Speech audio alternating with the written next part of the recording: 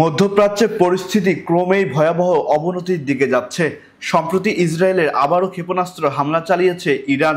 এটিকে ইসরায়েলের অপরাধের ন্যূনতম শাস্তি বলে উল্লেখ করেছেন ইরানের সর্বোচ্চ ধর্মীয় নেতা আয়াতুল্লাহ আলী খামেনি। এই হামলার কৌশলগত দিক বিশ্লেষণ করে আমেরিকার institute for the study of war বলছে, এত বেশি সংখ্যক ক্ষেপণাস্ত্র এমনভাবে ছোড়া হয়েছে যেটি ইসরায়েলের প্রতিরক্ষা ব্যবস্থাকে একদম চাপে ফেলেছে।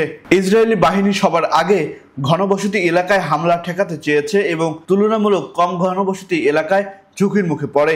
এই জন্য বেশ কয়েকটি বিমান ঘাঁটি যেগুলো তুলনামূলক কম ঘনবসতি এলাকায়, সেগুলো সুরক্ষা নিশ্চিত করতে পারেনি ইসরায়েল। তেল আবিবের কাছে গোয়েন্দা সংস্থা মোসাদের সদর দপ্তরের কাছেও আঘাত করতে সক্ষম হয়েছে ইরানি এই ক্ষেপণাস্ত্র।